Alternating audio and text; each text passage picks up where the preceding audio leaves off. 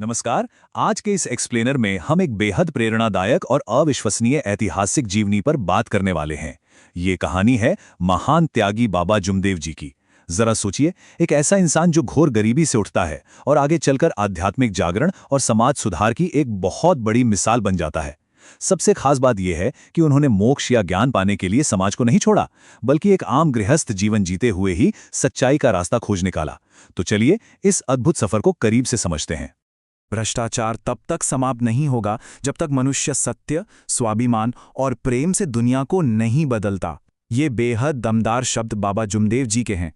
और सच कहूं तो ये सिर्फ एक कोट नहीं है, बल्कि ये सीधा सीधा हमें बताता है कि सामाजिक बुराइयों और भ्रष्टाचार के खिलाफ उनकी लड़ाई का नजरिया क्या था।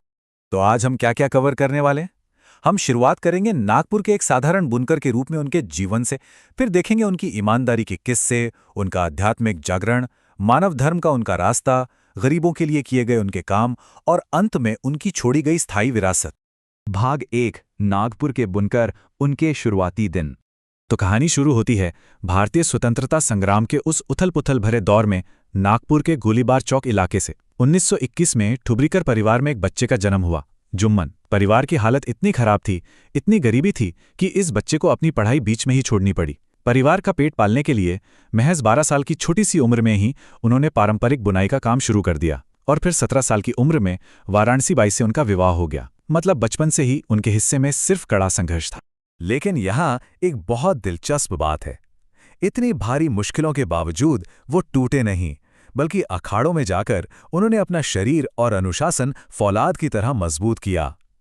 मोहल्ले में उन्हें एक जुझारू पहलवान के रूप में जाना जाता था और कहीं न कहीं पहलवानी के इस कड़े अनुशासन ने ही उन्हें मानसिक रूप से इतना मजबूत कर दिया था कि वो भविष्य की उन कठोर आध्यात्मिक तपस्याओं का सामना कर पाएं जो उनके इंतजार में थीं। भाग 2, ईमानदारी की मिसाल। समय के साथ परिवार की जरूरतें बढ़ीं तो उन्होंने बुनाई का काम छोड़कर सोने के व्यापार में कदम रखा और यहीं उनके चरित्र की सबसे बड़ी परीक्षा हुई। ये नंबर 10 एक बहुत ही खास घटना से जुड़ा है। हुआ यूं कि सेठ केसरीमल के यहां काम करते हुए एक दिन उन्हें 10 तोले का एक बहुमूल्य सोने का हार मिला। अब जरा उस समय की कल्पना कीजिए। 10 तोले सोने की कीमत किसी भी गरीब परिवार की तकदीर हमेशा के लिए बदल सकती थी। लेकिन उन्होंने क्या किया? बिना एक पल की भी झिझक या लालच के उन्होंने वो हार पूरी ईमानदारी से अपने मालिक को लौटा दिया। उनके इस कदम ने हर किसी को हैरान कर दिया और इसी वजह से उस कठिन दौर में उन्हें ईमानदार जुमदेव जी कहा जाने लगा। उस दौर में जहां समाज में भ्रष्टाचार और स्वार्थ बहुत तेजी से फैल रहा था, उनकी ये अटूट ईमानदारी एकदम अलग चमक रही थी। ये महज एक घटना नहीं थी, ये उनके मजबूत उसूलों का सबूत था। भाग 3, सर्वोच्च आध्यात्मिक जागरण। लेकिन देखिए, जीवन हमेशा सीधा नहीं चलता। अब उनकी कहानी में एक ऐसा नाटकीय मोड़ आता है जिसने उन्हें सर्वोच्च सत्य की तलाश करने पर मजबूर कर दिया। उनके परिवार पर अचानक दुखों का पहाड़ टूट पड़ा। अजीबोगरीब घटनाओं और परिवार के सदस्यों की समय से पहले हुई मौतों ने उन्हें अंदर तक तोड़कर रख दिया था। परिवार ने हर तरह के पारंपरिक अनुष्ठान किए, टोड़ने टोटके आजमाए, लेकिन कुछ भी काम नहीं आया। कोई भी पुरानी मान्यता उन्हें इस भारी दुख से बाहर नहीं निकाल पाई।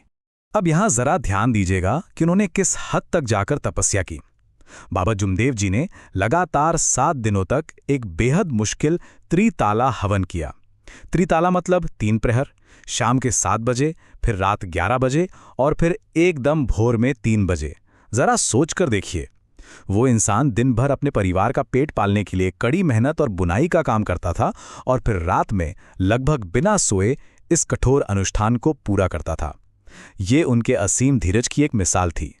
और इसी तपस्या का नतीजा था 25 अगस्त 1948 का वो ऐतिहासिक दिन। उन्हें एक बेहद गहरी आध्यात्मिक अनुभूति हुई। उन्हें समझ आया कि सर्वोच्च ईश्वर किसी भौतिक मूर्ति में नहीं है, बल्कि वो एक निराकार चेतना है। निराकार मतलब जिसका कोई आकार नहीं, जो हर कण में मौजूद है और जो 24 घंटे जागृत है। इसी शाश्वत सत्य को आगे चलकर परमात्मा एक का नाम दिया गया।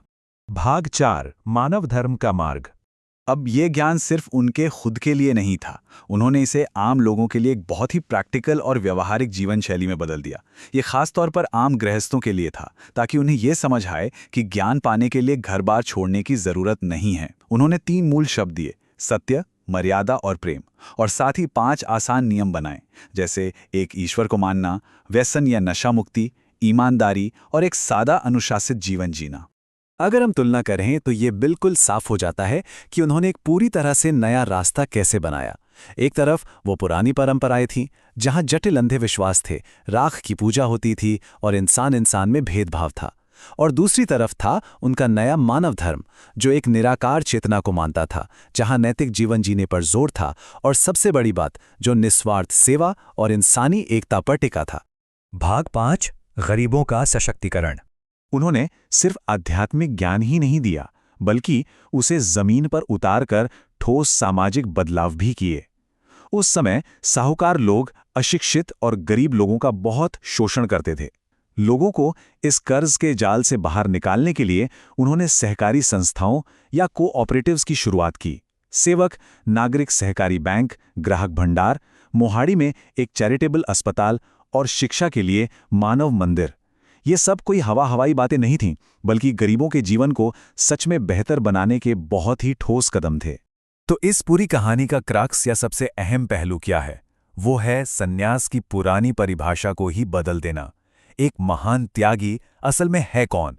बाबा जुमदेव जी के अनुसार वो नहीं जो अपनी जिम्मेदारियों से भागकर जंगलों में चला जाए, बल्कि वो जो समाज में रहे, परिवार के साथ रहकर दैनिक जीवन का श्रम करे, लेकिन अपने अहंकार और अपनी बुराइयों का त्याग कर दे। यही इंसानियत की सबसे सच्ची सेवा है। भाग 6, एक स्थायी विरासत। नागपुर के एक बेहद गरीब बुनकर से लेकर एक पहलवान और फिर राष्ट्रीय स्तर पर सम्मानित महान त्यागी बनने का ये सफर वाकई कमाल का है। उनका जीवन पूरी तरह से निस्वार्थ सेवा और सत्यनिष्ठा को समर्पित था, और उनके इस महान योगदान को तब सरकारी मान्यता भी मिली, जब 1 अक्टूबर 2013 को भारत के उपराष्ट्रपति ने उनके सम्मान में एक स्मारक डाक टिकट जारी किया। ये कोई छोटी बात नहीं है। तो अब जब हम इस एक्सप्लेनर के अंत पर आ गए हैं, आपके लिए सोचने के लिए एक बहुत बड़ा सवाल है। आज की इस भाग-दौड़ भरी और कई बार नैतिक रूप से उलझी हुई दुनिया में सत्य, प्रेम और ईमानदार श्रम का ये जो गृहस्थ मार्ग है, ये हमारे आज के समाज को किस तरह से बदल सकता है? क्या हम अपनी रोजमर्रा की जिंदगी में इन उसूलों को अपना सकते हैं? इस पर जरूर सोचिएगा।